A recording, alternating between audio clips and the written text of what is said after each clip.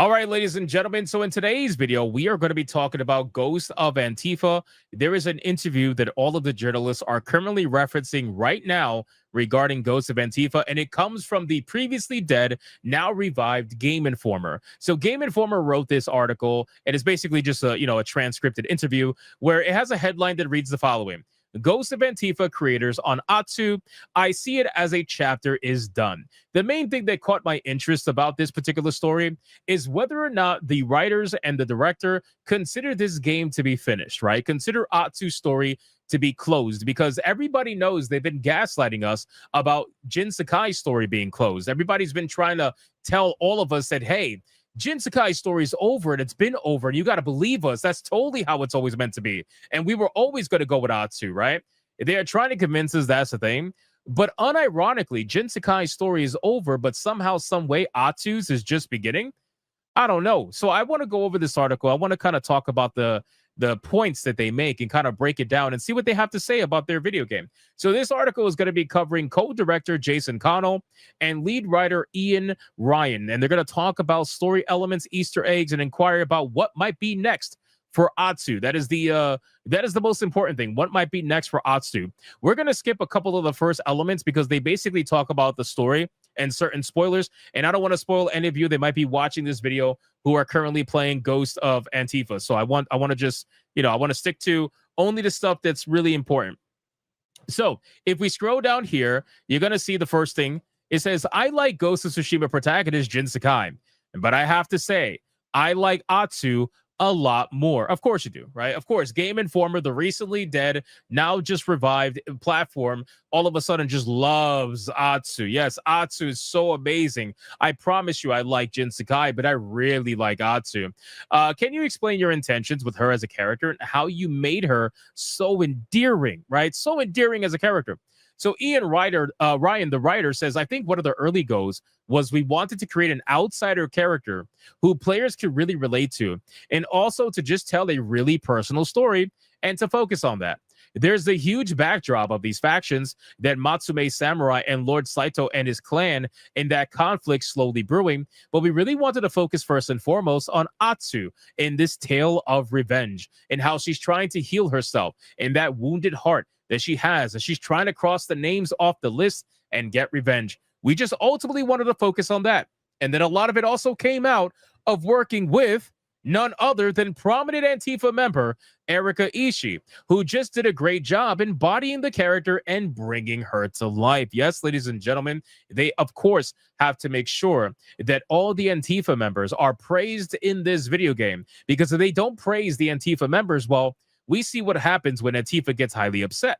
We worked with her in the recording and in shooting scenes and doing a lot of writing work, shopping of the character to make sure that they were representing the classic archetypes from American Westerns, but also from spaghetti Westerns, to Mifune from Yojimbo, that wandering warrior archetype who can stroll into town, who is a mercenary, but also someone who has the deep heart, the compassion, who can recognize who is another victim or someone who's been through hell and back and who might want to help them. So we were constantly trying to explore that tension and striking that. So clearly we got some Erika Ishii shilling going on here, but it gets even better.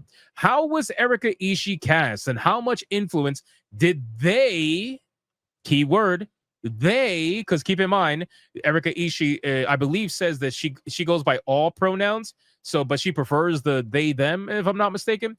So how much influence did they have over the character? Is there a room for improvisation when you're performing for a video game character? Jason, the director, says yes, in a lot of ways, like Ian just mentioned, writing, workshopping, and there was workshops with Erika to try to help find the character.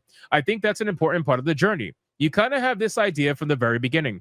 Before Ian even writes anything, maybe just co-director Nate Fox and I, we have this idea for this type of character that gets a little bit more refined and exciting when Ian goes and writes something. And then we go through the casting process, and we were looking for somebody that can obviously depict the character that you've written, but also maybe has something more interesting that you weren't even thinking of. Yeah, maybe like being a member of Antifa, perhaps, I guess. Being a member of Antifa must have been like the selling point, right? The moment she showed up, she said, I'm Antifa, and they just hired her on the spot. But again, they weren't thinking of, or that shows some of their flaws, and they wear it outwardly. And then you're like, oh man, this is somebody we think could bring something interesting to this character. That is something that we could write around. There's a softness to it. Yeah. Okay. Wait. Whoa. Hold on. Wait. Erika Ishii's considered soft. Yeah. Okay. Okay. Yeah. She's soft. All right. Yeah. She's soft like a real woman. Yeah. Sure. Anyway, there's a softness to it, even though we're making a wandering samurai archetype of character, like Ian said. But seeing somebody that can show passion or comfort in a scene where maybe you didn't realize specifically that you wrote it in there, but they showcase that. Now, does anybody truly believe that Erika Ishii, a member of Antifa, somebody who openly, most likely, okay, because I don't think there's been any official tweets of her liking anything, but let's be real, if she's Antifa, we probably can, predict that she probably did celebrate it. But how much compassion can somebody who's a member of Antifa really show? Like, how much empathy could they really show when they're out here celebrating the death of somebody like Charlie Kirk? Like, what's the chances of that, right? I highly doubt there's going to be much compassion or empathy to be had there. But in any case, to us, that sort of stuff gets us excited. I will say that once we narrowed in on Atsu, I think we were pretty hopeful that it would work out because we were all very excited about it. And then you go through a couple of other stages of auditions, but once they're cast, I don't think that's like, okay, just go shoot Atsu. There's half a year to a year just figuring out the relationship of Erika to Atsu. And they're going to bring a lot of their own personality. Again, they're going to bring a lot of their own personality. Look at the key words of this article when we're reading through this, and a lot of their own choices. And it kind of evolves, and it's a beautiful thing, creative thing that you're making together. And I think Ian and the writing team and Nate Fox, obviously, he's stage director on all of our games, did a really good job bringing such great characters out of not just Erika, but all of them. They brought their best. Okay, so what I'm reading about this so far is that there is clearly was an idea to have this mercenary archetype in their mind that wasn't necessarily meant to be a female or not. It wasn't necessarily meant to be Atsu.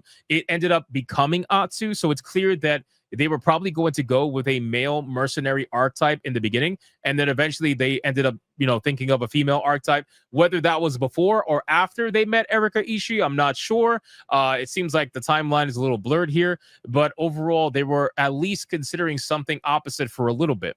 And then it says Nate Fox is a big fan of improv in general, and he really likes to bring that kind of electricity into the scenes that he directs. And he would always give actors one final take after we got everything in the can and got what we needed. He would give them one just for their own to try some things out.